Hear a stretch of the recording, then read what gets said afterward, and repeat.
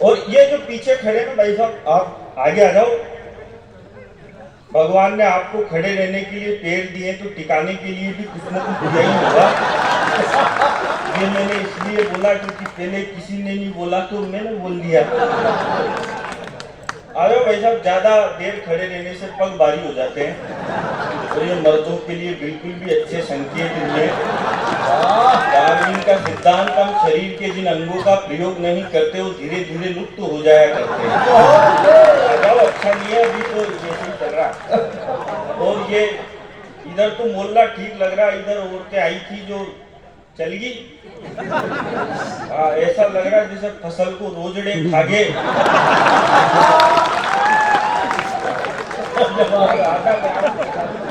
आप भी थोड़ा हंसो मुस्कुराओ, आप तो ऐसे बैठी हो जैसे बैठने ही आई थी। मेरा तीसरा थोड़ी चल रहा।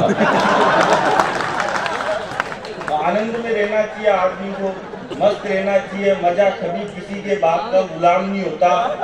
ये राहुल गांधी, ये सलमान खान, ये जवानी में नहीं ले पा रहे, और ये बाबा राम रहीम ने, आशाराम बाबा ने बुढ़ापे में ले रखे हैं। इसलिए आप मजे में रहो, मस्त रहो। मेरे को आज दिन तक मालूम नहीं चला, पर किसी ने कहा है कि जो मस्त रहता है वो कभी स्वर्ग में नहीं जाता, बल्कि जहाँ जाता है वहीं स्वर्ग बना देता है। मैं को स्वर्ग बनाने की कोशिश कर रहा हूँ। भैया मैं आपको एक बार बताऊं, जैसे मान लो कोई लड़की जा रही है, पीछे उसके कोई लड़का जा रहा है तुम्हारे जैसा, तुम रहोगे ही रहोगे टारगेट पे।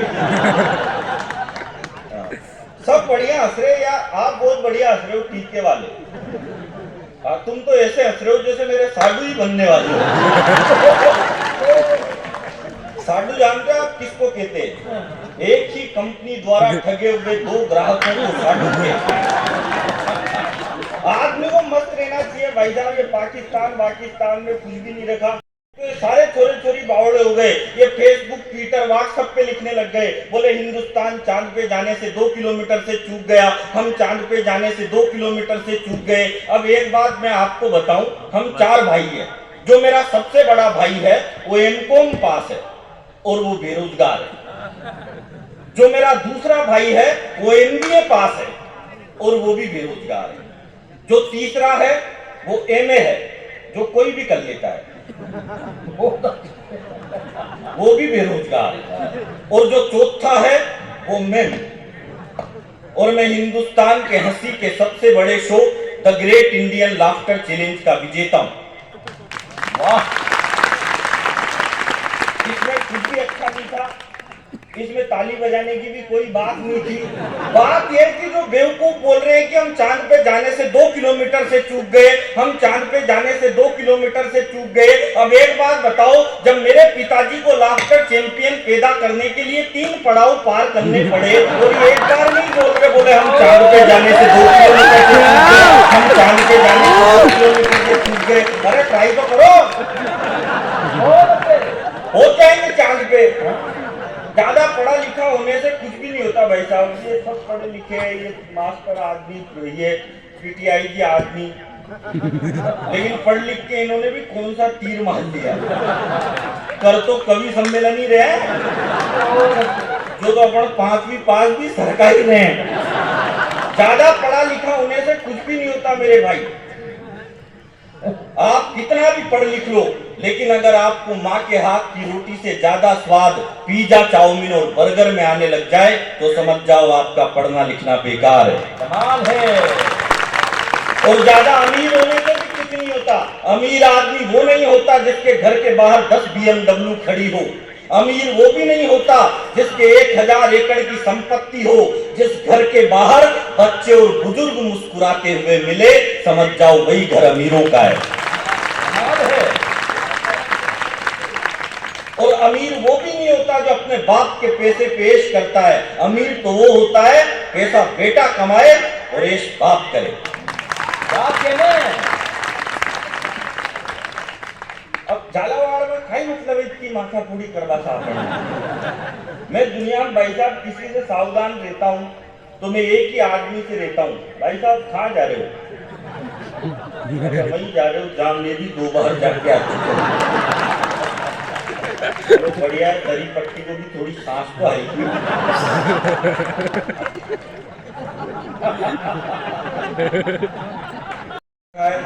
जब भी मन में आती हूँ उसी के 2 लाख देता हूँ, बस देता हूँ, तो टेंशन पाले।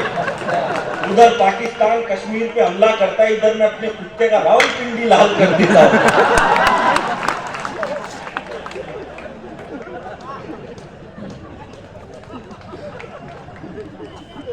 अपने को कोई राजनीति, मैं भाई साहब राजनीति की बात अगर करूं भी, मैं किसी भी पार्टी का आदमी नहीं हूँ, न बीजेपी का हूँ, न कांग्रेस का हूँ, मैं केवल मेरी लुगाई का आदमी हूँ और किसी का भी आदमी नहीं हूँ, मतलब दूसरों का आदमी बनने से। अब मोदी जी इतने बढ़िया प्रधानमंत्री है भाई साहब, मोदी जी ने उधर पतंजलि वाले बाबा को, इधर तो योगी बाबा को यूपी में मुख्यमंत्री बना दिया, उधर पतंजलि वाले बाबा को व्यापारी बना दिया, और देश में जितने व्यापारी है सबको बाबा जी बनाने में लगे हुए हैं। इस देश के पहले प्रधानमंत्री थे नेहरू जी। नेहरू जी के कपड़े विदेशों में धुलने जाते थे, जर्मनी में नेहरू जी के कपड़े विदेशों में धुलते थे। मोदी जी ऐसा नहीं करते, उनके 10-20 जोड़ी गंदे होते हैं, वो खुद ही विदेश चल जाते हैं। सारे एक बार में धुलवा दिए, बार बार की टेंशन ही कौन पाले। अच्छा, ये कांग्रेस वाले भी कम नहीं है। जब इस देश के पहले प्रधानमंत्री बने बीजेपी के अटल बिहारी वाजपेयी, ऐसे तो नेहरू जी थे, बीजेपी के जब पहले प्रधानमंत्री बने अटल जी, तो इनकी 13 दिन में सरकार गिरा दी अटल जी की। और ये कांग्रेस वाले बोले यार ये अटल जी बहुत बेकार प्रधानमंत्री है, इन बीजेपी वालों को तो देश चलाना ही नहीं आता, ये अटल जी तो बहुत बेकार प्रधानमंत्री है। फिर अटल जी थोड़ा पीछे हटे, फिर अडवाणी जी मुख्य धारा में आए। फिर अडवाणी जी ने क्या है, उन्होंने जिन्ना की मजार पे फूल चढ़ा दिए, तो वो जिन्ना की पे तो नहीं चढ़े, उनकी खुद की पे ही चढ़ गए। नहीं ले जाके रख देना उसके पास, मेरे पेग में सोडा मत डालना।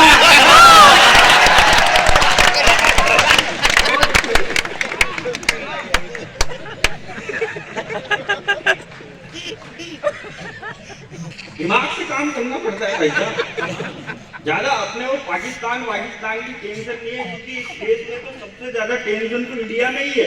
याकूब मेनन को फांसी हुई तो देश का मीडिया बोला, वो दूसरा टीवी वाला आप नहीं कह रहा। हाँ, क्या पता कल अखबार में नाम ही नहीं छापेंगे, वो इलेक्ट्रॉनिक वाला। देश का मीडिया बोला, बोले याकूब को गलत फांसी पे लटका दिया, याकूब के साथ अन्याय हुआ। याकूब जब फांसी पे लटक रहा था तो उसको अंतिम समय में उसकी 17 साल की बेटी से नहीं मिलने दिया गया। यह बहुत दुखद बात है। ये कौन बोला? ये देश का मीडिया बोला कि उसको अंतिम टाइम में, फांसी पे चढ़ते टाइम भी उसकी 17 साल की बेटी से मिलने नहीं दिया। ये बहुत दुखद बात है, ये देश का मीडिया बोला। तो फिर उसके बाद मैं बोला, मैंने कहा एक बात बताओ ना चोटों,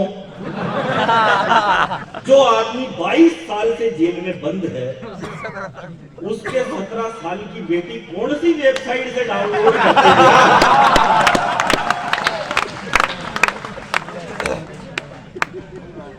अपने को पाकिस्तान चाइना की कोई टेंशन नहीं है, क्योंकि हम वो हैं जो बचपन में बचपना भूल गए थे। हम वो हैं जो बचपन में बचपना भूल गए थे और 23 साल की उम्र में फांसी के फंदे पर झूल गए थे। वाह! हम वो हैं जो बचपन में बचपना भूल गए थे और 23 साल की उम्र में फांसी के फंदे पर झूल गए थे। अरे हमने सिकंदर के रथ को वापस मोड़ दिया था, गर्भ में शिक्षा पाकर द्रोणाचार्य के चक्रव्यूह को तोड़ दिया था। हमने सिकंदर के रथ को वापस मोड़ दिया था और गर्भ में शिक्षा पाकर द्रोणाचार्य के चक्रव्यूह को तोड़ दिया था। अरे हम ही थे जिसने अंगारों पर चलने का साहस जुटा लिया था।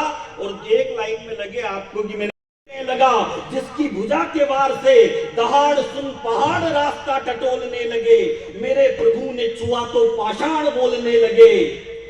हवाओं में फिजाओं में गवाक्ष पर कपाट पर लिखेंगे नाम गर्व से, आकाश के ललाट पर कशो दिशा गुंजित रहा, पुरुषार्थ जिसके नाम का अवधपुरी में बन रहा है भव्य धाम राम का। कशो दिशा गुंजित रहा, पुरुषार्थ जिसके नाम का। बहुत बढ़िया। तो बीच बीच में क्या है, ज्ञान की बात कर लेनी थी। उससे क्या है, पीछे वालों को मालूम रहता है यार ये भी थोड़ा सा लिख तो लेता ही है। तू खा जा रहा है। वो पिछले दिनों भाई साहब एक अंग्रेज मिल गया मेरे को। अंग्रेज मुझसे बोला तेरे को इंग्लिश आती है? मैंने कहा यस। बोला कितनी? मैंने कहा बस। बोला सही बता इंग्लिश आती है? मैंने कहा पूछ तो सही। अब भाई साहब मैं ये बम्बई गलत विद्या में बरवाड़ा से आया हूँ।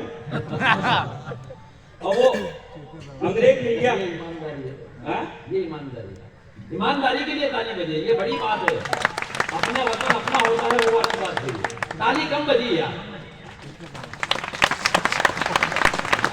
अब वो जो क्या है भाई साहब देखो, इसमें कोई बड़ी बात नहीं, इसमें ताली बजवाने की भी कोई, ईमानदारी की भी कोई बात नहीं भाई। वापिस दे दो भाई ऐसा है, आपकी माई बाप की टाइमिंग सुजालपुर में ठीक बैठी, तो आप वहाँ पे पैदा हो गए। मेरे माई बाप की माँ बरवाड़ा में बैठी, क्या हो गया? इनकी झालावाड़ में बैठी, मेरी झालावाड़ में बैठी। तो इसमें कोई योगदान नहीं। वो एक अंग्रेज मिल गया, अंग्रेज मुझसे बोला तेरे को इंग्लिश आती है? मैंने कहा यस। बोला कितनी? मैंने कहा बस। बोला सही बता इंग्लिश आती है क्या? मैंने तो पूछ तो सही। बोला इंग्लिश आती है तो एक काम कर, वो जो लड़की साइड में खड़ी है उसको इंग्लिश में यहाँ बुला। अब इतनी सी तो मेरे को आती थी। मैंने कह दिया बेबी प्लीज कम हियर। लड़की आ गई, वो बगल में खड़ी होगी, लेकिन अंग्रेज की पट्टा 1.5 शाना। बोला अब इसको वापिस वहीं भेज। अब ये वाली भाई साहब मेरे को नहीं आती। और अपन तो आड़ोती के आदमी, भगवान कसम पे वहीं पे गया जहां से लड़की आई थी। बहुत अच्छे। वहां जाके फिर बोल दिया प्लीज कम हियर, हाजी बुला ली। दिमाग से काम करनी पड़े ना भाई साहब।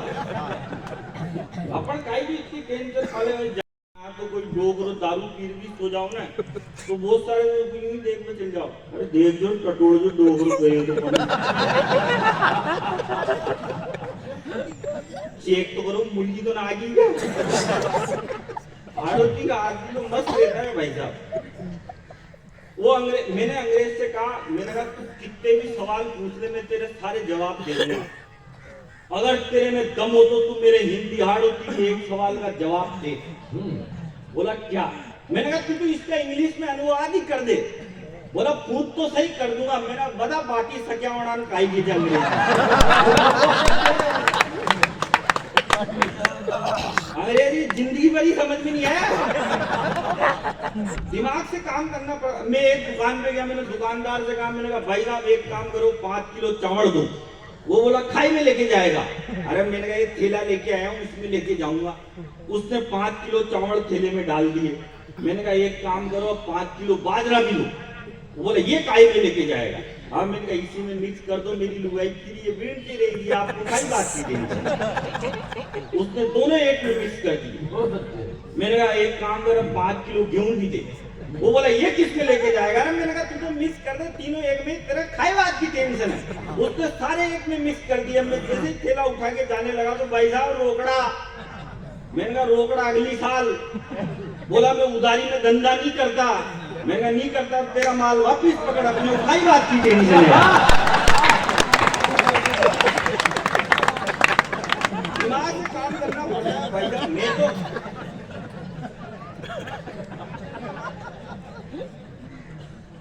हंसते मुस्कुराते रहना चाहिए। मैं तो एक दिन क्या हुआ भाई साहब, नैनीताल जा रहा लुगाई के साथ, तो एक दोस्त मिल गया मेरे को। बोला भाई साहब कहाँ जा रहे हो?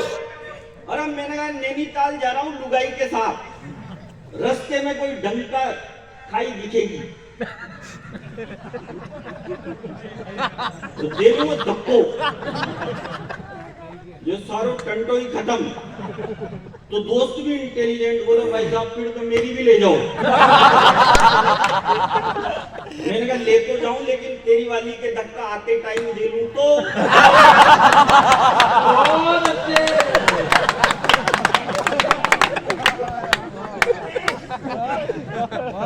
आदमी तो क्या है सबसे ज्यादा लुगाई से ही तो दुखी रहता है।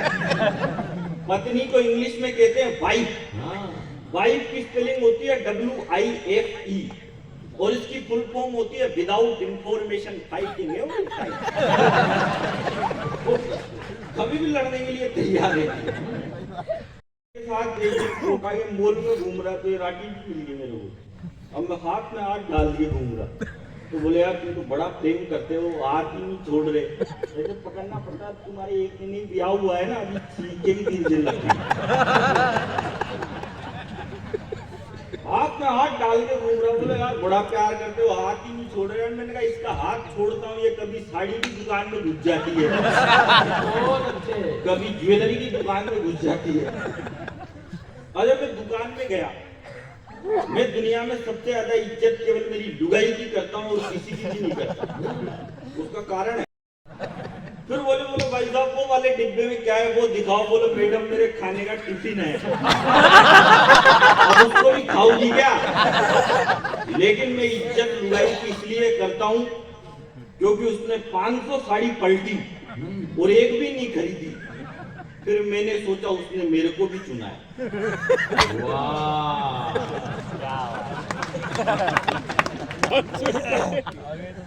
इसलिए इज्जत करनी पड़ती है, सबको ब्याह करना चाहिए। ओ मिलती थी रोज मुरारी से, पर से टिंगती गिरधारी से। जब तक सारे लोग तालियां नहीं बजाओगे, ये एक ही लाइन तो नहीं सुनाता रहूंगा, लेकिन सब बजाओ। रोज मुरारी से, पर से टिंगती गिरधारी से।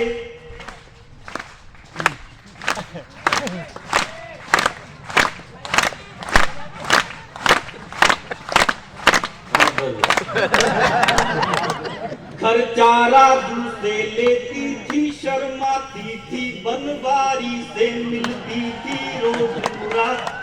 क्या बात है। जब हम स्कूल में पढ़ते थे तो एक टिफिन में खाते थे।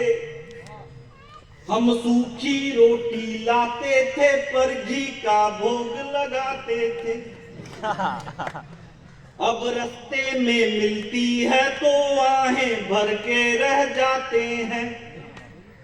और उसके 2-2 बच्चे मुझको मामा जी कहते हैं।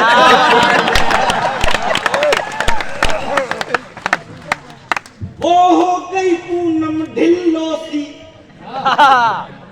वो हो गई पूनम ढिल्लो सी, हम रह गए अटल बिहारी से।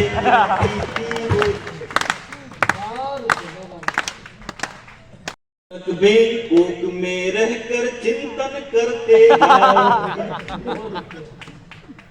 उससे क्या मिलना की जिसने अपनी सीमा तोड़ दी। मोदी जी को माफ करो, उनने तो खुद की छोड़ दी। और सभी कुंवारे भरे पड़े हैं दिल्ली के दरबार में। और अब मुझे पीछे से आगे तक सबकी तालियां चाहिए।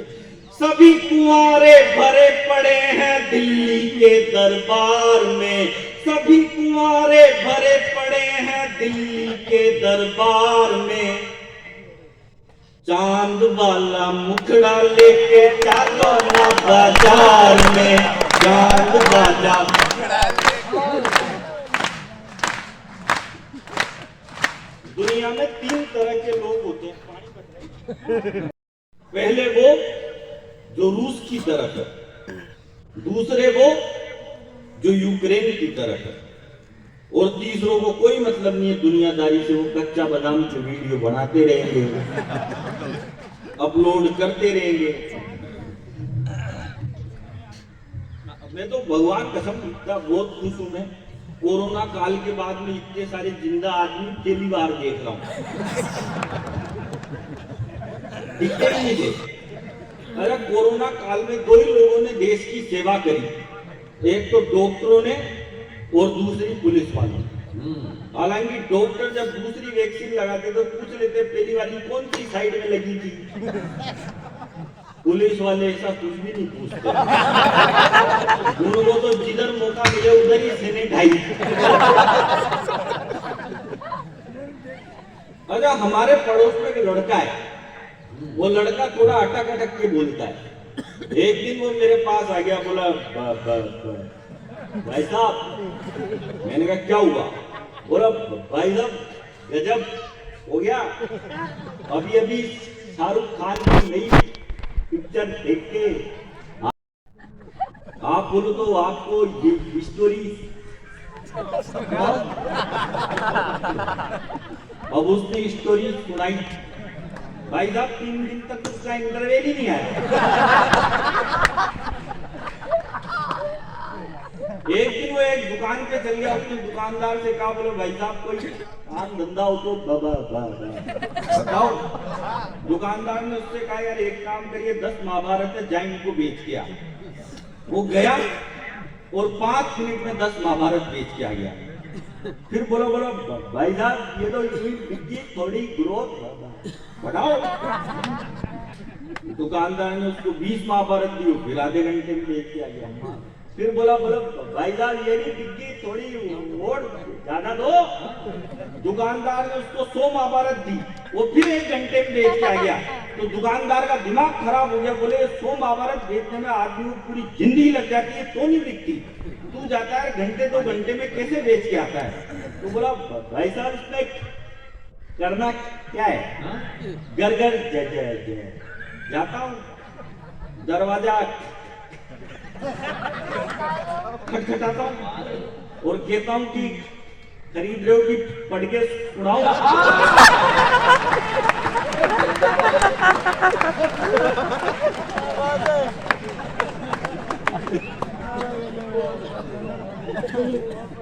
अरे ताली मिलके बजाओ यार एक बार। एक दिन फिर आ गया मेरे पास, बोला भाई साहब छोड़ दी मैंने रामायण महाभारत सब देखना बंद। मैंने आप क्या करेगा? बोला भाई साहब अब तो मेरी नई नौकरी लगी। मैंने कहा नई नौकरी किस में लगी थी? बोला भाई साहब नई नौकरी रेलवे में लगी। मैंने कहा रेलवे में किस चीज की नौकरी करेगा? बोला भाई साहब रेलवे में मेरी अनाउंसमेंट करने की नौकरी। अब उसने अनाउंसमेंट करा, बोला रणथंबोर एक्सप्रेस मंडी के प्लेटफॉर्म नंबर 3 पे आई थी, गई।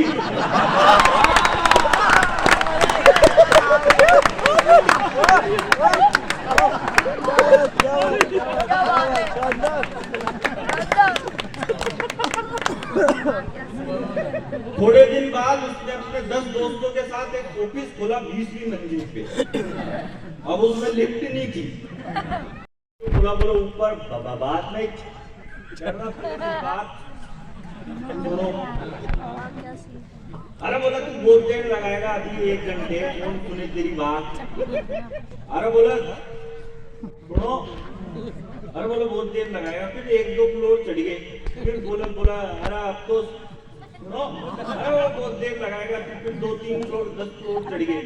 फिर बोला अरे हमारी बात तो लो। अरे बोला तू बहुत देर लगा। फिर 20 फ्लोर चढ़ गए पूरे। फिर सबने आपसे पूछा हुआ अब बता तू क्या बोल रहा था? बोला मैं तो ये बोल रहा था कि ऑफिस के ताले की चाबी तो नीचे कार में गई।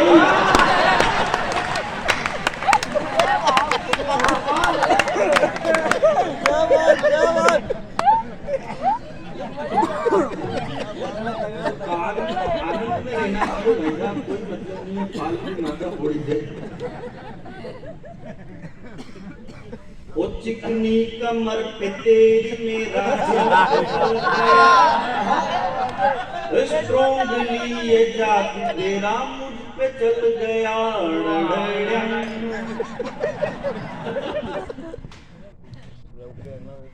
इन्हें सारे फंडे हैं आते, नाक इंडिया की कैसे कटाते, देश को तो ये नीचे हैं रखते, हुस्न आंखों पे सर पे बिठाते। विराट कोहली पहले से कितना बदल गया, अनुष्का की गुगली का जादू तुझ पे चल गया। अभी राजस्थान में बरसात ज्यादा आ गई तो किसानों की फसलें खराब हो गई, तो किसानों ने मुआवजा मांगा सरकार से, ये मुआवजा दो। तो एक नेताजी ने कहा, किस बात का मुआवजा? हमारी वजह से थोड़े ही किसानों की फसलें खराब हुई है, अगर बरसात नहीं आती तो भी वो मुआवजा मांगने के लिए चले आते हैं, और बरसात ज्यादा आ जाए तो भी मुआवजा मांगने के लिए चले आते हैं। इस बात का मुआवजा, हमारी वजह से थोड़े ही किसानों की फसलें खराब हुई है। तो मैंने कहा, नेताजी किसानों की तो केवल फसलें खराब हुई है, मगर आपका बयान सुनकर तो ऐसा लगता है जैसे आपकी नस्लें खराब हो चुकी है। तब कहता हूं कि बेनाम रहा मुझे कोई नाम ना मिला, बेनाम रहा मुझे कोई नाम ना मिला, क्यों मुझे कभी कोई भी इनाम ना मिला। और ये करीना कपूर ये हमारी नायिका नहीं है, हमारी नायिका अगर कोई है तो वो झांसी की रानी है, जो अपने दूध पीते बच्चे को कमर पर बांध कर युद्ध के मैदान में उतर जाती है। और माफ करना झालावाड़ वालों, ये विमल बेचने वाला अजय देवगन भी हमारा हीरो नहीं है। इस देश के 3 हीरो तो गुटखा बेच रहे। अरे भाई, तुमको मीडिया के सामने कह रहे, भाई तुमको बेचना है, दूध बेच लो, दही बेच लो, सीमेंट बेच लो, पर ये गुटके ही बेच रहे। कोई और चीज भी तो बेच सकते हो, और जो तो इनके कोई कमी भी नहीं है, फिल्मों के 100 करोड़ रुपए और ले ले। माफ करना, ये हमारे हीरो नहीं हो सकते जो पैसे में बिक जाते हैं। इस देश का अगर कोई हीरो है तो या तो खेत में खड़ा हुआ किसान है, या फिर सीमा पर डटा हुआ जवान है। मैं अंतिम 4 लाइनें आपको सुनाता हूं और अपना स्थान ग्रहण करता हूं। इनके बच्चे चबाते नहीं है, और बोलना चाहिए, चाहे इस देश का कोई हीरो हो या नायक हो, अगर गलत है तो वो भी है, इसलिए बोलता हूं और पूरे झालावाड़ का आशीर्वाद चाहता हूं मैं अंतिम 4 पंक्तियां। इनके बच्चे चबाते नहीं है, उनको क्यों ये सिखाते नहीं है, गर जुबां केसरी है तुम्हारी, तेरे बच्चे क्यों खाते नहीं है। अक्षय कुमार नोटों के आगे फिसल गया, क्योंकि 10 साल पहले यही अक्षय कुमार कहता था, हम रेड एंड व्हाइट पीने वालों की बात ही कुछ और। जाओ तो सबसे पहले एड चलेगा, उसमें अक्षय कुमार ही आता है, कहता है ये तू क्यों कर रहे हो, इससे तो आप अपनी पत्नी के लिए जाने कौन कौन क्या क्या चीज ला सकते थे। कहता है ना, तो भाई एक तो कैरेक्टर रखो। इनके वो आमिर खान कहता था, बोला मेरी लुगाई कहती है देश में रहने से डर लगता है तो देश छोड़ दो। वो आमिर खान भी 1.5। इनके बच्चे चबाते नहीं है, उनको क्यों ये सिखाते नहीं है, गर जुबां केसरी है तुम्हारी, तेरे बच्चे क्यों खाते नहीं है। अक्षय कुमार नोटों के आगे फिसल गया, तू यूथ आइकन था, यूथ को ही छल गया। बहुत बहुत धन्यवाद, बहुत बहुत आभार। देश को जोड़ना चाह रहे हैं।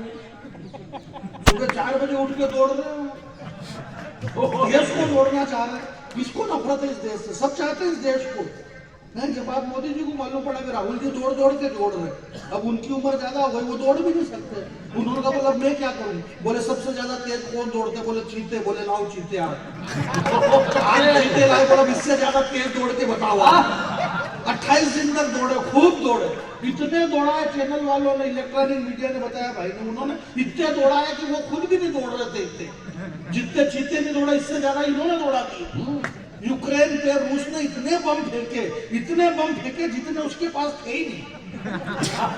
पुतिन ने बुलाया उसको, यूक्रेन चीन को, बोला भैया अब तो मेरे पास में भी खत्म हो गए, ये बम फेंकना अब तो बंद करो। बोले तुम्हारे पास खत्म होने से हमको कोई लेना देना नहीं, हम यूक्रेन पे बम तब तक फेंकते रहेंगे जब तक आलिया भट्ट को दूसरी डिलीवरी नहीं होती। क्योंकि हमें भी तो कुछ मसाला चाहिए। ये तो सबको पता है कि देश की जीडीपी गिर गई, फिर भी हमारे वजीर का जिंदा जमीन मिला, नकटों की नाक कटी, 370 हड्डी। कविता के लोग हो तो ताली बजाना। नकटों की नाक कटी, 370 हड्डी, मुस्कुराता हुआ कश्मीर मिला, बढ़े हुए पेट्रोल डीजल गैस के बढ़े हुए दाम मिले, बदले में अवध में लखन सहित सिया राम मिले। जरा दोनों हाथ खड़े करें, आप ताली बजाइए, जल्दी से नीचे करा तो रामचंद्र जी तो आएंगे नहीं, यहाँ बाप पड़ गए तो किसका नुकसान? वो तो है, सब ठीक बात है, कोई खास बात नहीं। सोहबत का असर होता है भाई साहब। बहुत अच्छा आप लोगों ने, मैं ये बता रहा था राम भैया के बहुत जरूरी है। जो मनुष्य अगर खांसता नहीं है तो उस पर मनुष्यता का शंका होती है कि भाई ये है भी कि नहीं है, इसलिए खांस रहे हैं, क्योंकि हम तो खांस भी नहीं पा रहे हैं। एक माँ के 2 बच्चे, एक माँ के 2 बच्चे, एक तूफान आया, हवा चली, तूफान आया तो हवा चली होगी, तो यही बात है। अब वो माँ मतलब औरत भी थी, एक तोती थी, तोती, उस तोती ने 2 बच्चे लिए, तो एक बच्चा और कहीं चला गया, एक बच्चा और कहीं चला गया तूफान में। गोविंद भैया बहुत बढ़िया बात है, नई बात है, मंच में पहली बार सुनेंगे, बहुत अच्छे। और तोते की बात है इसलिए आप पहली बार सुनेंगे। मैं तोते जैसा बोल नहीं पाऊंगा, पर समझ लेना कि तोता ऐसे ही बोलता है। तो क्या हुआ कि एक डाकुओं के प्रदेश में चला गया एक बच्चा, और एक साधुओं के प्रदेश में चला गया। एक राजा शिकार खेलने के लिए गया। ये कहानी कथा आप लोगों ने नहीं सुनी होगी, इसलिए मैं आपको सुना दे रहा हूँ।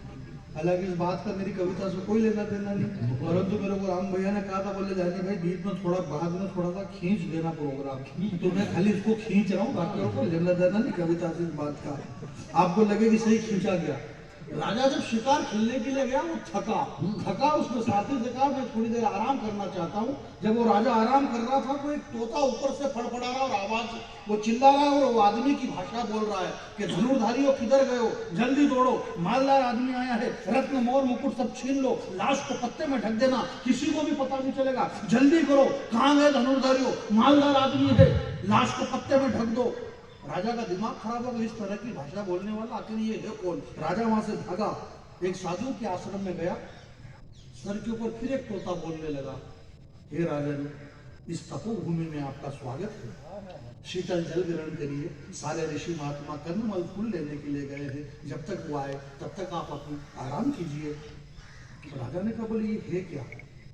बोले ये सोहबत है, इसे सोहबत कहते हैं कि किसको किसकी सोहबत मिली। 2 लाइन सुनना साहब, मैं आपसे ये नहीं कहूँगा आप ताली बजा देना, 2 पंक्ति है सुन लेना कि डीजल गैस पेट्रोल के बढ़े हुए दाम मिले, बदले में अवध में लखन सिया सहित राम मिले, और सरहद के उस पार पड़ोसी की सरकार, सरहद के उस पार पड़ोसी की सरकार भूल से हिजबुल की सोहबत में आ गई। हाय हाय जंग है। जरा ताली बजा देना भैया। बहुत अच्छी है। बहुत के उस पार सोहबत में आ गई। अरे जिन्होंने आंखों में कश्मीर के सपने देख रखे थे, आज आटा मांगने की नौबत आ गई।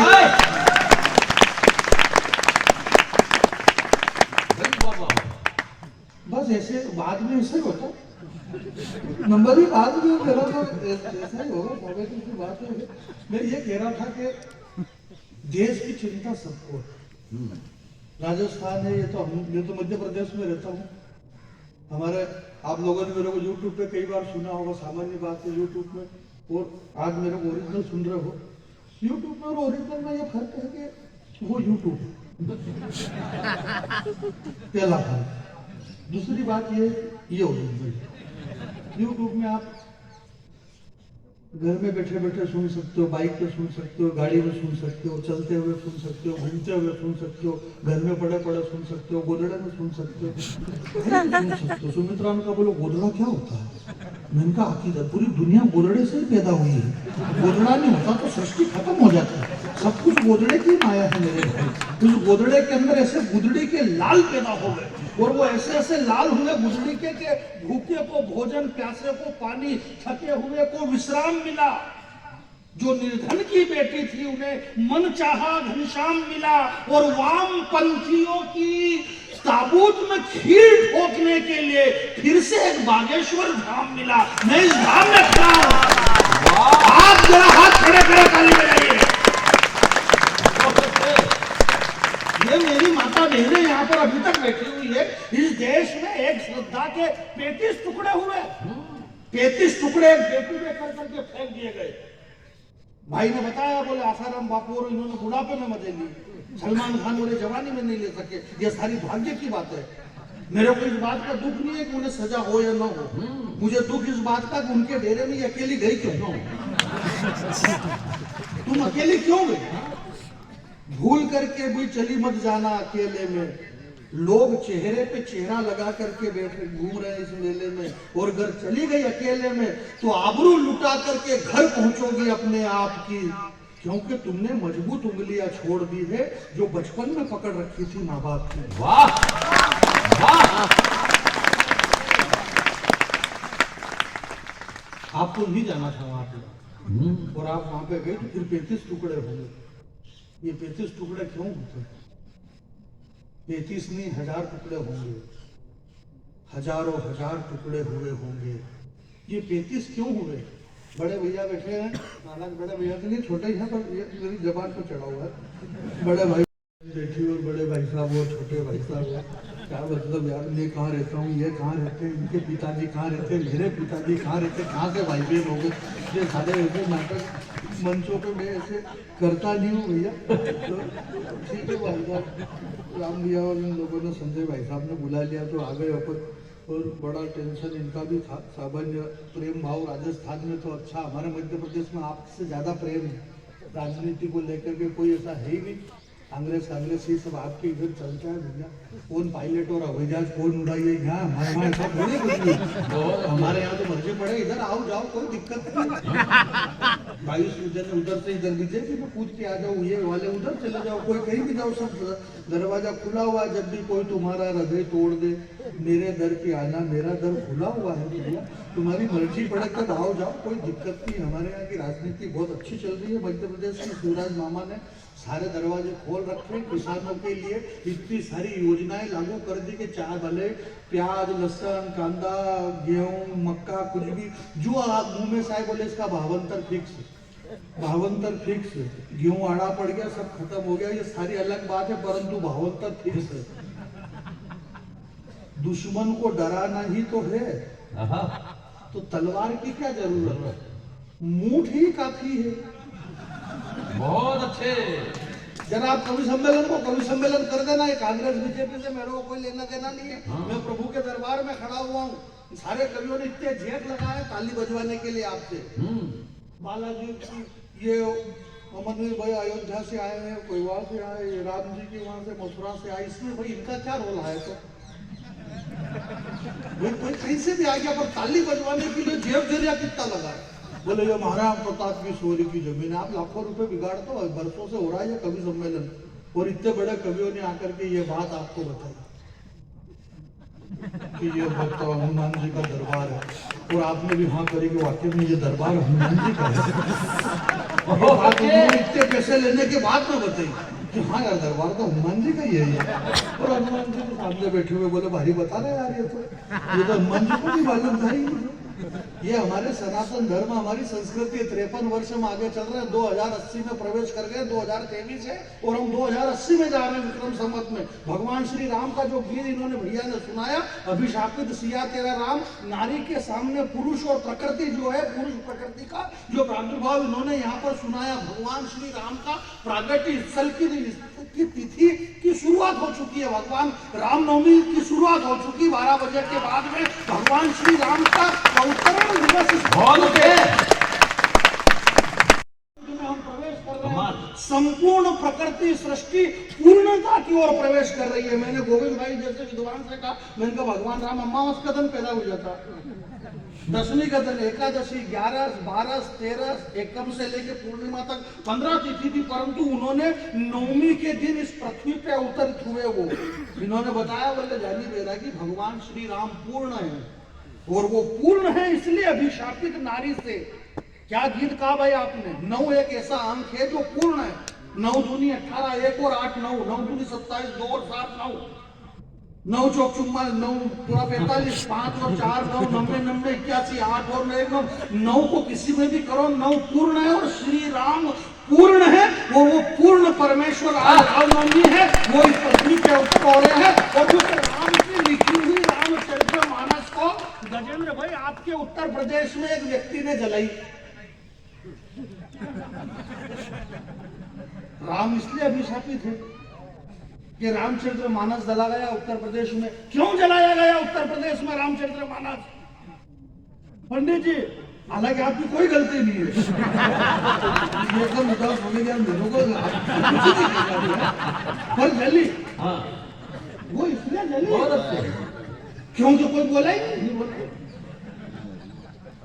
और वो बाबा तुलसी भाई, उसकी क्या गलती, वो तो बाबा तुलसी को थोड़ी मालूम कि ये आज ठीक होगा। उन्होंने तो 500 साल पहले पंडित आत्माराम दुबे की संतान लिख के चले गए, अमित नाम भट्ट कठिन कराला। 500 साल पहले उन्होंने लिखा, अमित नाम भट्ट कठिन कर। 500 साल बाद इस पृथ्वी पे हिंदुस्तान के अंदर एक ऐसा आदमी आएगा जिसका नाम अमित रहेगा। अमित नाम का, जो कि भटा भट्ट मारेगा भी सही। वो 500 साल पहले लिख के चले गए, नव कंज लोचन कंज मुख कर कंज पद कंजारुणम, जिसके चरण कमल है, जिसके हाथ कमल है, जिसका मुंह कमल है, जिसकी आंखें कमल है। ये कमल 500 साल पहले वो डोकरा फिट करके चला गया, तुम आज जला रहे हो, क्या मतलब? ये तो बहुत पहले से फिट हो गया मेरे भाई। और इसलिए बाबा तुलसी ने 500 साल पहले लिखा कि जब ये हनुमान जी महाराज लंका में जा रहे थे, तो लंका में जाते टाइम पे जब प्रवेश किया तो तुलसी ने पहली बात लिखी, पहला वाक्य लिखा के मस्तक समान रूप कपि धरेगी। यानी कि हनुमान जी को बहुत बड़ा काम करना था, इतना बड़ा काम करना था, और इतना बड़ा काम करने के लिए जा रहे हैं। तो उन्होंने लिखा तुलसी ने कि मस्तक समान रूप। अगर आप बड़ा काम करना चाहते हैं सर, तो अपने आप का कद थोड़ा छोटा कर लीजिए। बहुत अच्छे, बहुत अच्छे। पहले आप छोटे के देश को जोड़ रहे हैं, कोई दिक्कत नहीं है। मोदी जी चीते ले आए, उनके जन्मदिन पे 8 चीते आए। चैनल वाले ने इतने दौड़ाए उनको, खाते पीते उठते। अफ्रीका के जंगल से लाए गए 8 चीते। चीते अभी कुछ भी नहीं खा रहे हैं क्योंकि अफ्रीका के जंगल से आए हैं 8 चीते। इन 8 चीतों में 3 चीती है माधव, 5 न रहे। अब दिक्कत ये है कि वो 3 से सेट हो गए, 2 रह गए बापड़े। परसों वो ताजी खबर आई, उसमें ये है कि उसमें जो एक चीटी थी जिसका नाम था आशा, उस आशा के लिए खबर आई थी कि वो आशा प्रेग्नेंट है, खुशखबरी मिली। और अभी परसों उसकी किडनी खराब हुई और वो आशा मर गई। और जब प्रेग्नेंट हुई आशा, तो जो बापड़े देसी थे अपने यहाँ के, ये भागे, इनको पकड़ा, बोले तुम कहाँ भाग रहे? बोले 28 दिन तो हुए इनको लाए हुए और ये प्रेग्नेंट कैसे हो गए? जाने का मुंह काला करवा रहे, बदनाम हमको कर रहे हैं। मतलब इलेक्ट्रॉनिक मीडिया की बात सुरेश भाई कह रहे थे, इलेक्ट्रॉनिक मीडिया के पास अब बचा ही क्या? आर्यन खान के छोरे पे गिरी गाज, शाहरुख खान पे गिरी गाज। अब शाहरुख खान से पूछे जाएंगे सवाल, हमारे मध्य शाहरुख खान के पास में खड़े, जबकि शाहरुख खान उनसे बात करना नहीं चाहते। कौन सी नई बात हो गई भाई? शाहरुख खान के छोरे ने कोई नशा कर लिया, उसकी जितनी हैसियत है, जितनी औकात है, उस औकात के हिसाब से उसने नशा करा। भाई अपने पास 2, 4, 5, 10 बीघा जमीन है, थोड़ा बहुत गेहूं, चना, सोयाबीन है, तो लाल वाली सफेद वाली तो बड़ा है, तो उसको छोरे ने औलाद में कोई बड़ा ड्रग्स से ले लिया, चपेट में आ गया। ठीक है, नार्कोटिक्स युवा वाले ले गए। आर्यन खान पे गिरी गाज, और गाज गिरी की गिरी रह गई। 28 दिन तक गाज गिरे आर्यन खान पे। लोगों को दिमाग खराब हो गया। मेरे मोहल्ले पड़ोसी में दिन रात शाहरुख पे गिरी गाज, शाहरुख पे गिरी गाज। तो मेरे मोहल्ले में डोकरी रहती थी, उस डोकरी का दिमाग खराब, बोले बा मेरा शाहरुख का तो ऐसा नहीं, इस पे क्या हो गया इसको? वो समझे कि मेरे शाहरुख का की बात कर रही है। ये जो आर्यन खान है, इस देश में बहुत सारे आर्यन हैं, इनको हमारे गांव में जर्शा केड़ा बोलते हैं। ये केड़े जर्शे। अपने बस स्टैंड पे 2 तरह की गाय घूमती है, एक देसी गाय, एक जर्सी गाय। देसी गाय का जो बछड़ा रहता है ना, वो छोटा बछड़ा, बड़ा होता है, गोना होता है, फिर बेल होता है, गाड़ी में जलता है, वो हल में जूतता है, गाड़ी खींचने के काम में होता है। परंतु एक होता है जर्शा केड़ा, वो किसी काम का नहीं, उसके सींग तक नहीं निकलते, खंडों कुछ भी नहीं, बस वो उसको बोलना तक भी नहीं आता। वो जो गाड़ोले लुहार होते हैं वो खरीदते हैं, वो भी नहीं खरीदते हैं। बोले वो जर्सी को वो गाड़ोले तक लेना नहीं पसंद करते हैं उसको, क्योंकि उसकी नस्ल बदल गई। भाई ने बताया कि नस्ल और फसल, जब फसलें खराब होगी तो नस्लें खराब होगी, क्योंकि उसका सिस्टम ही दूसरा है। आप शायद पढ़े लिखे लोग हैं, मैं आपको बताऊं, एक शहर है चंडीगढ़ पंजाब में, आप गए होंगे, नहीं गए तो भी चंडीगढ़ गए। वहां पे एक आदमी रहता था, उसका नाम था रमेश कुमार। रमेश कुमार दिल्ली आया। दिल्ली में एक सविता नाम की लड़की थी, रमेश ने सविता से शादी कर ली, दोनों की शादी हो गई। शादी हुई तो फिर क्या हुआ, सुमित्रा को उनका बच्चा हुआ। फिर सुमित्रा को बताना पड़ेगा ना, क्योंकि इसकी शादी भी हुई है। इसे क्या मालूम कि शादी करने से बच्चे होते हैं? हमको तो अपना को सबको मालूम है। तो उनका दोनों का बच्चा हुआ, रमेश और सविता। वो रमेश से एक ब्राह्मण का बेटा था, वो सविता नाम की लड़की थी, वो भी एक ब्राह्मण की बच्ची थी। दोनों ने शादी करा, एक बच्ची हुई, उस लड़की का नाम था गोरी। अब वो जो गोरी थी, वो गोरी उससे शिव की शरण में जाना था। वो गोरी शिव के पास नहीं गई, शाहरुख के पास चली गई, नस्ल बदल गई। अब ये शाहरुख, ये गोरी, तो फिर जो केड़ा होगा वो तो जर्शा ही होगा। आपकी ताली कमजोर है, कविता पढ़ देता हूँ मैं आपके। मेरे बाद में गोरी मिठा भी कविता पढ़ेंगे और बहुत अच्छी कविता पढ़ेंगे। सुनिएगा, मैं आपके बीच में नकटों की नाक कटी, 370 हटी, मुस्कुराता हुआ फिर से कश्मीर मिला। बहुत अच्छे। और इससे भी ज्यादा अच्छा, और जो लोग चले गए उनसे मेरे निवेदन, जो लोग आप बैठे हुए, मैं आपको प्रणाम करता हूँ कि आप अभी तक बैठे हुए हैं। आपकी प्रॉब्लम बहुत सारे की, तो ये भी दूसरों की गाड़ी पे बैठ के आए हैं, जब तक वो नहीं उठे तब तक वो नहीं जा सकते। परंतु फिर भी जो खुद की गाड़ी से आए हैं वो तो कम से कम बैठे। मैं आपको बताना चाह रहा था कि ये श्रद्धाएं 33 टुकड़े में क्यों बटी? हजार हजार टुकड़े हुए होंगे,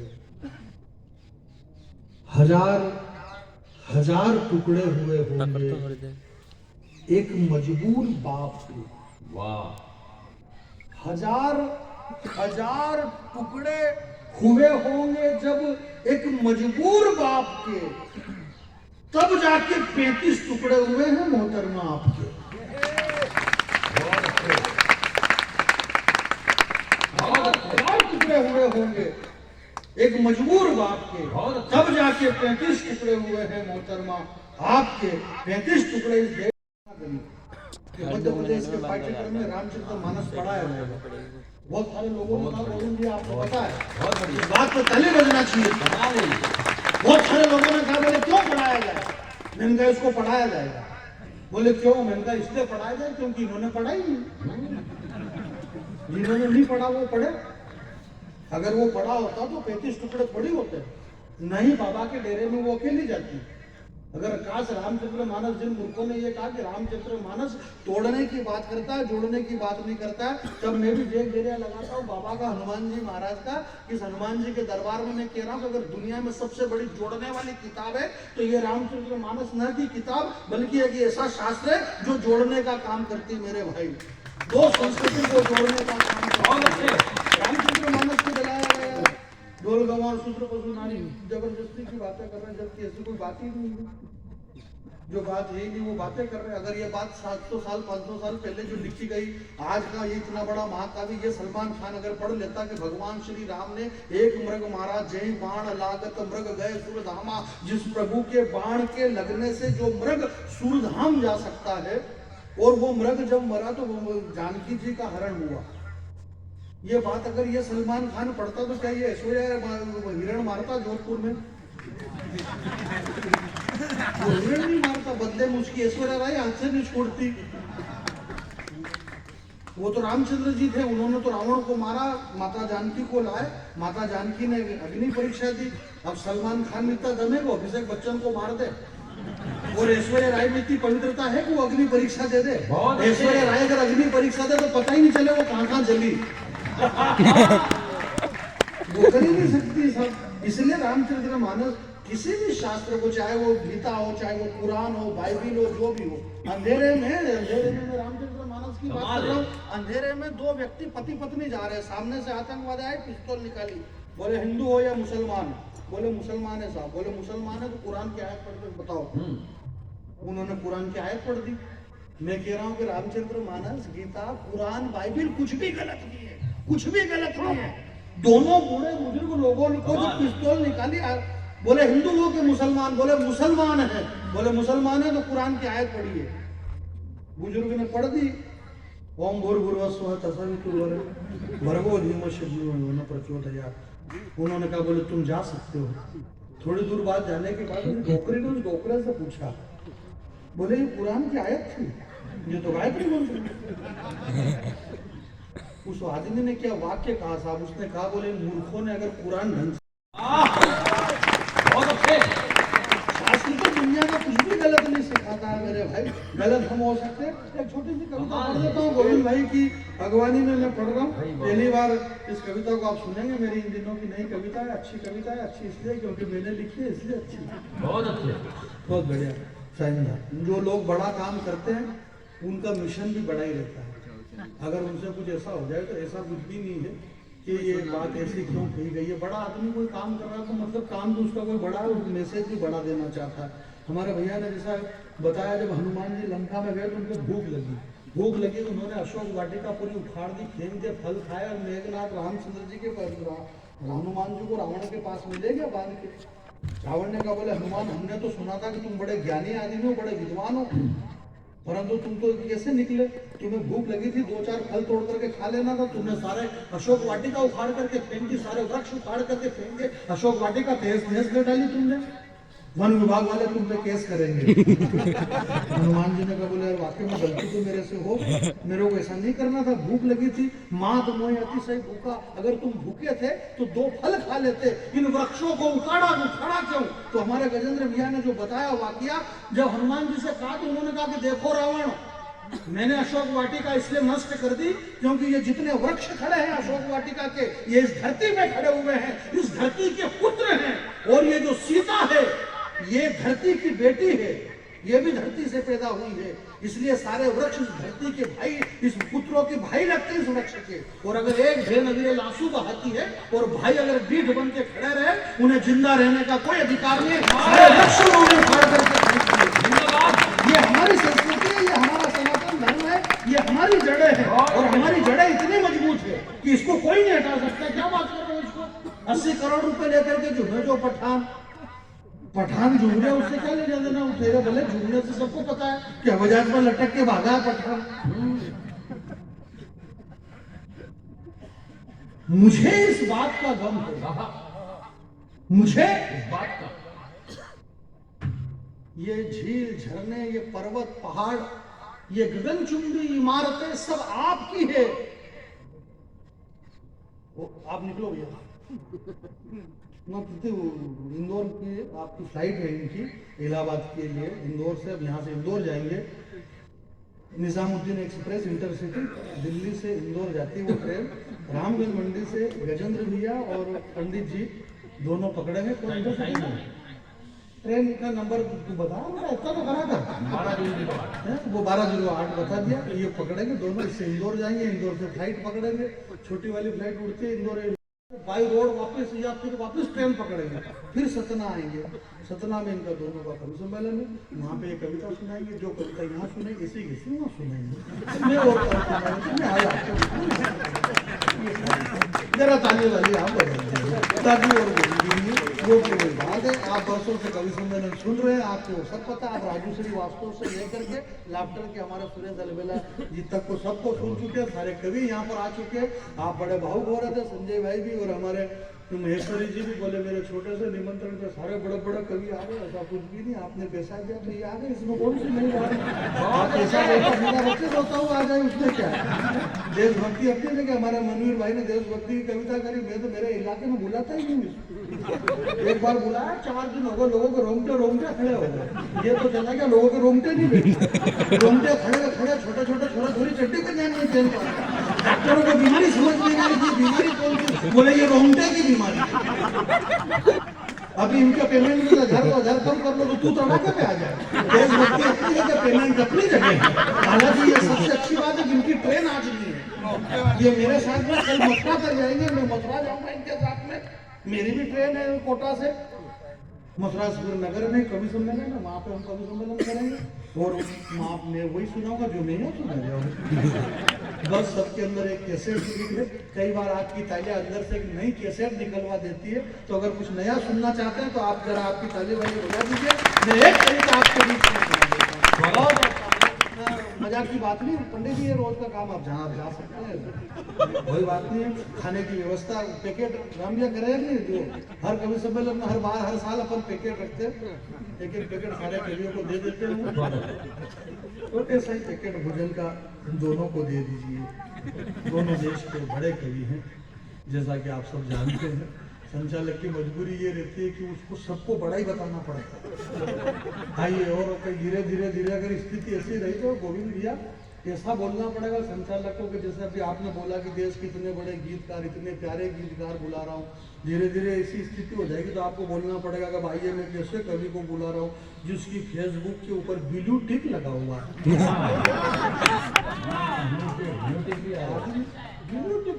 इन्होंने इतने देश की यात्राएं कर रखी है और इनको इतने मुंह जवाने चढ़ाकर चुटकुले याद है। आइए, मैं ऐसे कवि को बुला रहा हूँ और ये इतना कॉन्फिडेंस वाला कवि है कि जिस चुटकुले को 10 बार सुनाने के बाद भी वापिस ऐसे ही सुना सकता है। ये हमारी यही प्रणाम करता हूँ।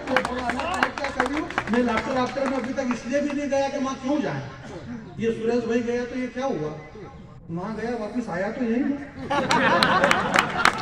दौड़ धूप करने से क्या लेना देना, नहीं अपना काम चल रहा है। पर यही है कि थोड़ा लिखावा पतला रहेगा, इनका मोटा है तो पतला है। पतले में भी तो मोट बड़े हो सकते हैं, नोट बड़ा लिखावा मोटा हो सकता है। मोटे आदमी को बीमारी का डर की थोड़ी बात है, इसलिए पतला रहना है। ये आप पतले रहिए, बहुत फायदा है। मैं ये कह रहा था कि बुझ ही नहीं सकती ये आग। 2 लाइन मेरी सुनिएगा, बहुत अच्छी लाइन है। बुझ ही नहीं सकती आग, बुझ ही नहीं सकती ये आग, मेरा वादा है। सर पहली बार सुने, आप बहुत अच्छी बात कह रहा हूं मैं आपके बीच में कि बुझ ही नहीं सकती ये आग, मेरा वादा है। क्योंकि ये लगी हुई कम और फैलाई गई ज्यादा है। भाई ये कमाल कर दिया। अरे मैं कई कमाल कर रहा हूँ, कई टाइम से कर रहा हूँ। बहुत सारे लोगों को मालूम ही नहीं कि मैं कमाल भी करता हूँ और आखिर में जाकर कमाल करता हूँ। अद्भुत डबल सुना तो क्या सुना ताली बजाइए भैया।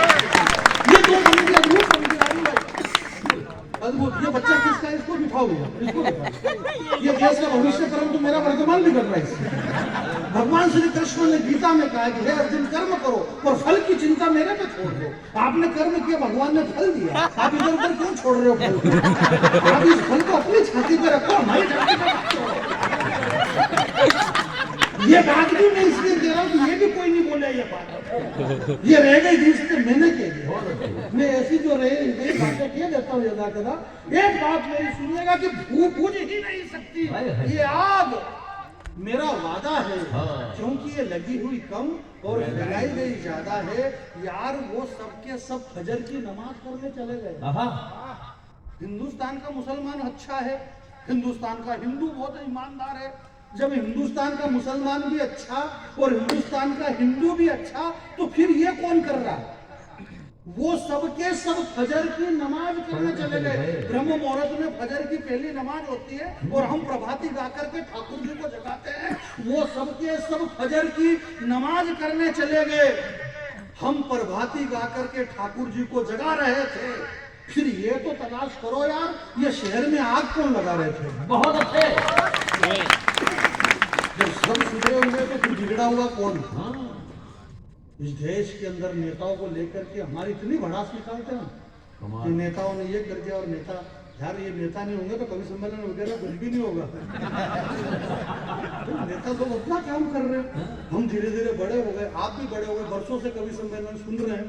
तो कवि सम्मेलनों में जो होता है वो सब आपको भी पता है। हम जब छोटे छोटे थे, राजकुमार जी प्राइमरी में सर 15 नंबर आते थे, गाय का के निबंध लिखो, गाय की 4 टांग है, 2 आंखें हैं, कान है। अब धीरे धीरे बड़े हो गए तो गाय के बारे में और भी जानने लगे कि गाय बहुत सारी काम में आती है। गाय के लोग छोटे थे तो बताते कि गाय दूध देती है, गाय का दूध बहुत पौष्टिक होता है। अब हम और बड़े हो गए तो और ज्यादा जानने लग गए कि अगर गाय नहीं होती तो हम चुनाव नहीं जीत सकते हैं। गाय चुनाव जीतने के काम में आती है, गाय कितने कितने काम में आती है।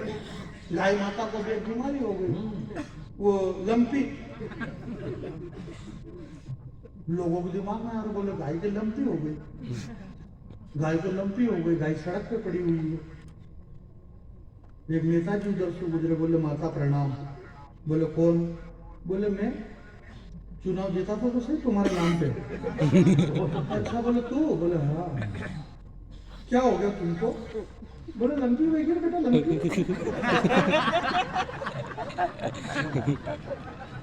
किसने कहा?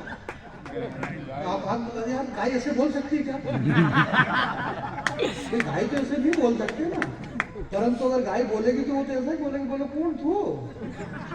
बोला हाँ। बोले लंपी होगी रे बेटा, बोला लंपी होगी।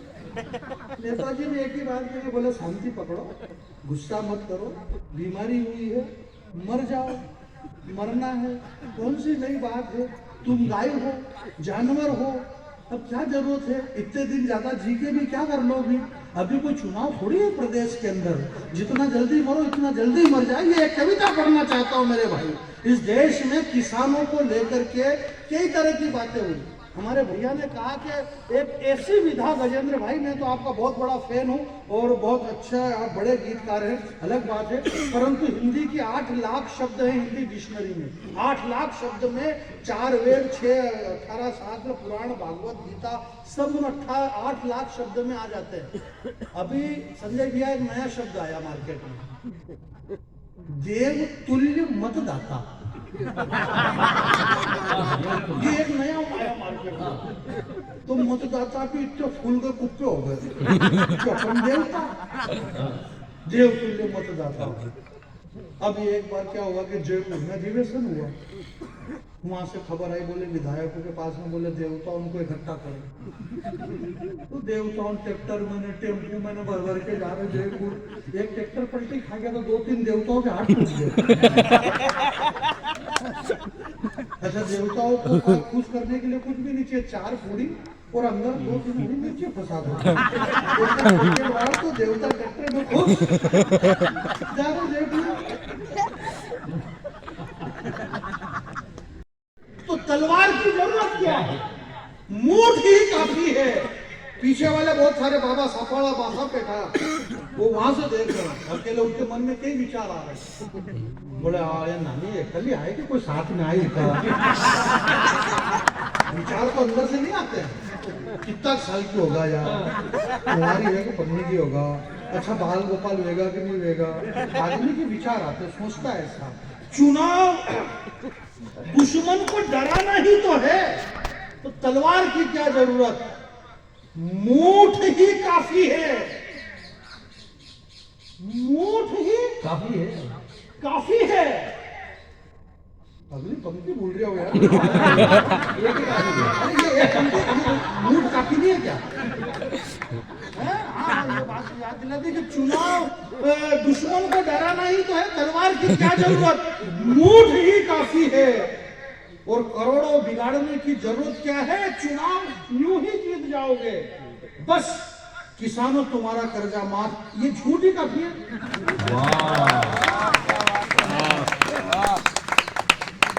ऐसा मुझे बहुत कलप रहे, क्योंकि बाद वाली पंक्ति इतनी बड़ी हुई है। ये व्याकरण के लोग हैं, ये व्याकरण दोष मानते हैं, क्योंकि ये व्याकरण के कवि, अपन कारण के कवि, इनके पास व्याकरण की मर्यादा रहती है। व्याकरण में जो कविताएं लिखी जाती है उसकी एक मर्यादा है, वो उसमें स्वतंत्र नहीं रहता है, उसमें बंधा हुआ रहता है। एक डिग्री रहते हैं ना, जैसे डॉक्टर की, doctor Anil Choubey, doctor Gajendra Priyanshu, doctor Rajkumar Badal, भले इनको इंजेक्शन लगाना नहीं है, पर ये बंधे हुए हैं उस डिग्री में। विवेकानंद जी कहते हैं कि 10 किताब पढ़ने के बजाय किसी ज्ञानी को, महत्वपूर्ण ज्ञानी को 10 मिनट ध्यान से सुनना बहुत बड़ी बात है। 10 किताब के बराबर बगैर डिग्री का आदमी आपके सामने खड़ा हुआ है, आप मेरे को ध्यान से सुनेगा, 2 मिनट की कविता सुनेगा, बीच में से कोई भी उठ करके नहीं जाए, जो जा रहा है उनसे मेरा निवेदन है, आप एक एक करके जाइए, आप 10-10, 20-20 मत जाओ। जनरल डायर ने जलियांवाले बाग में गोली कांड के सैकड़ों लोग मर गए, झूठ के झूठ, कौन कौन मरा उनके नाम भी मालूम नहीं है। भगत सिंह, सुखदेव, चंद्रशेखर आजाद, ये सब एक एक करके गए, पूरा देश आज भी उनको पूछ रहा है। आपको जाना है, एक एक करके जाइए, झूठ के झूठ मत जाना, बहुत अच्छे, एक एक करके जाइए जिसको जाना है। बाकी जो बैठ रहे हैं बहुत अच्छी बात, सुनिएगा, कविता है, पहली बार सुनेगा, मंच में पहली बार। अगर इसके पहले आप लोगों ने सुन रखी है तो चेहरे के हाव भाव ऐसे बनाओ जैसे पहली बार सुन रहे हैं आप, हंसते हुए सुनना। नीचे तपती धरा, अरे ये टेंट है यार, यहाँ कहाँ तपती धरा। सूर्य भगवान बीच में खड़ा एक सरहद का जवान। कविता वीर रस की है, परंतु इसमें रोंगटे खड़े नहीं होंगे, क्योंकि ये धीरे धीरे बोलूंगा मैं।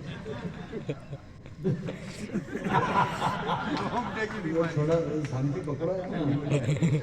नीचे बहुत अलग टाइप इसमें हंसते हो भाई साहब, आप हंसते हंसते, परंतु आप अलग ही टाइप से हंसते हो।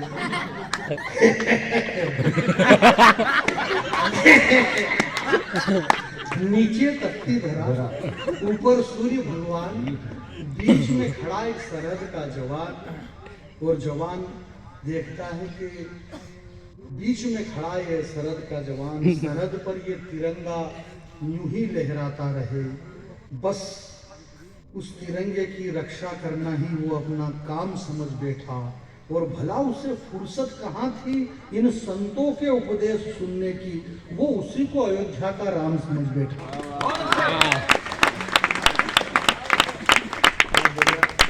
बहुत बढ़िया, बहुत बढ़िया। आप लोग मेरे को, इसलिए भी मेरे को सुनना पड़ेगा आपको, क्योंकि आपने मेरे को बुलाया है। नहीं सुनो तो पैसे ही पानी में जाए, पैसे का इस्तेमाल करना भी जरूरी। नीचे तपती धरा, ऊपर सूर्य भगवान, बीच में खड़ा एक सरहद का जवान, सरहद पर ये तिरंगा यूं ही लहराता रहे, उसकी रक्षा करना ही वो अपना काम समझ बैठा, और भला उसे फुर्सत कहाँ थी संतों का उपदेश सुनने की, वो उसी को अयोध्या का राम समझ बैठा। अरे भूख लगी तो भूखा रहा। जो भैया ने बताया, सुरेश भाई ने, अक्षय कुमार को 100 करोड़ रुपए मिलते थे, देखे किसी ने भी नहीं है। ये वो अक्षय कुमार है, ये सारे जलसे केड़े हैं, मुंबई के रहने वाले लोग, इनकी कोई प्रजाति नहीं, कोई पिंटू नहीं के लोग हैं। जैसे इन्होंने बताया कि ये हमारे स्टार नहीं है, जो भारत माता की जय बोल करके, वंदे मातरम बोल करके फांसी के फंदे को छूने वाले, वो भगत सिंह हमारे स्टार हो सकते हैं, चंद्रशेखर आजाद हो सकते हैं, ये तो हमारे स्टार ही नहीं हो सकते। परंतु जब उन्हें 100 करोड़ मिलता, तब दर्द उन्हें होता होगा कि भूख लगी तो भूखा रहा, प्यास लगी तो पानी समझा उसने दुश्मन के खून को, पर ठंडा नहीं होने दिया कभी अपने जुनून को। नींद आई तो माथा टिकाकर सो गया बंदूक की नाल पर दाग नहीं लगने दिया उसने कभी भारती के देदीप्यमान भाल पर। 4 लाइन से मुझे विदा करना, सबसे अच्छी लाइन बोल रहा हूं मैं आपकी इस हनुमान जी महाराज के दरबार में। हालांकि आपको भी पता कि हनुमान जी का दरबार है, परंतु फिर भी मैं बोल रहा हूँ। जब उसने कहा जेएनयू के कन्हैया कुमार ने कि ये जो जवान है ये बहुत रेपिस्ट लोग आए दिन रेप करते रहते, उसे जब पता चला जैसे तो उसकी आत्मा कितनी रोई होगी। उसने 4 लाइन मैंने कही उस जवान के लिए कि क्या वो रेप कर सकता है। घर लौटते वक्त स्कूल से अक्सर चिढ़ाया करते थे उसे गुलाब के फूल से, उसे देख करके अकड़ना, अकड़ करके तितली पकड़ना, पकड़ करके छोड़ देना, और उसी की कॉपी से किताब, उसी की कॉपी से कागज फाड़ नाव बनाकर पानी में छोड़ देना। इन रोज रोज की हरकतों से वो भी उब चुकी होगी, और अब ये तो वही जाने वह नाव तैर भी रही है या डूब चुकी होगी। बहुत अच्छे।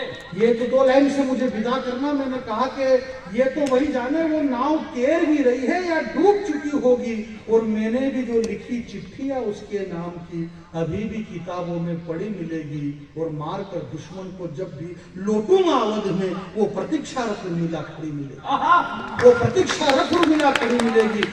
स्वाभिमान कभी बिका नहीं, और धन्य था वो शूरवीर राणा जिसकी ताकत के आगे अकबर तक टिका नहीं। क्या फौलादी सीना था उस राणा का, टकरा कर तीर सीने में टूट जाते थे, और हिम नादा था जब चेतक तो मुगलों के छक्के छूट जाते थे। और ऐसा भगवा उड़ाया राणा ने हल्दी घाटी में कि सूर्यदेव भी छिप गए गगन पर, और आदमी तो आदमी एक घोड़े ने जान दे दी। वाह, जिस देश में घोड़ा तक अपने प्राणों की आहुति दे दे मेरे भाई, उससे बड़ा।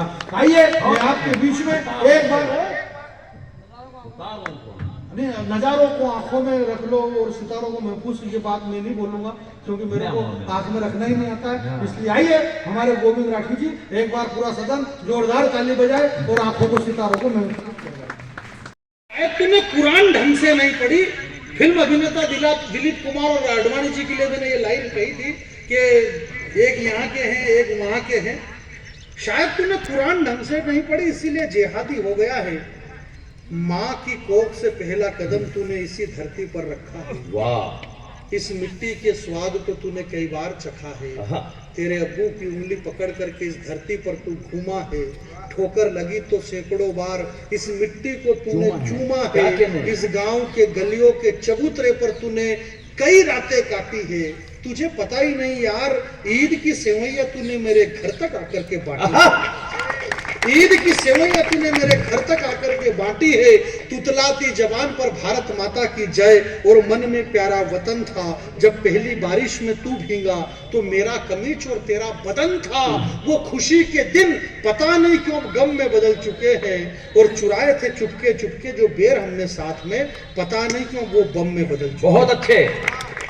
पता नहीं क्यों वो बम में बदल चुके हैं। यार कैसे भूले वो सावन के झूले जो साथ साथ में झूले, वो आवारा गिरदी की बातें, वो कम कपाती सर्दी की रातें, वो रोज रोज स्कूल में बुखार का बहाना, नदी पर जाकर के नहाना, और खुशियों के वो दिन भी देखे थे जब चोरी से अमरूद मैंने तुम्हारी तरफ फेंके थे, और पत्तों की सरसराहट से रमतू काका जाग गया था। उस वक्त तू मेरे हिस्से के अमरूद लेकर के भाग गया था। वो दिन गए, वो रातें गई, वो बातें गई, और पता नहीं अब आ गया है तू किसकी बातों में। बारूद लेकर के बैठा है अमरूद वाले हाथों में। वाह, बारूद लेकर के बैठा है अमरूद वाले हाथों में। उम्र में तू बहुत छोटा था, तेरी मौसी के घर से ही लौटा था, और अकस्मात जब बीमार पड़ा तो छूट गए तेरे हाथों के गिल्ली डंडे, वो उछलना कूदना, वो हथकंडे तब मेरे दादाजी ने डाले थे। तेरे गले में ताबीज और गंडे, मेरे घर वालों ने तेरे नाम पर कितना संताप किया था। तुझे पता ही नहीं जाहिल, मेरी माँ ने तेरे नाम पर महामृत्युंजय का जाप किया। बहुत अच्छे। ये हमारे संस्कार संस्कृति है। 4 लाइन मैं गोविंद भाई के लिए पढ़ रहा हूं उनकी भूमिका में उस कविता के लिए कि मेरी माँ ने तेरे नाम पर कई बार महामृत्युंजय का जाप किया था, तो अभी भी जिंदा है वो तेरा मेरा गांव। जिंदा है अभी भी यहाँ नीम पीपल और मोर सली की छांव। जिंदा है यहाँ सारे रिश्ते नाते, जिंदा है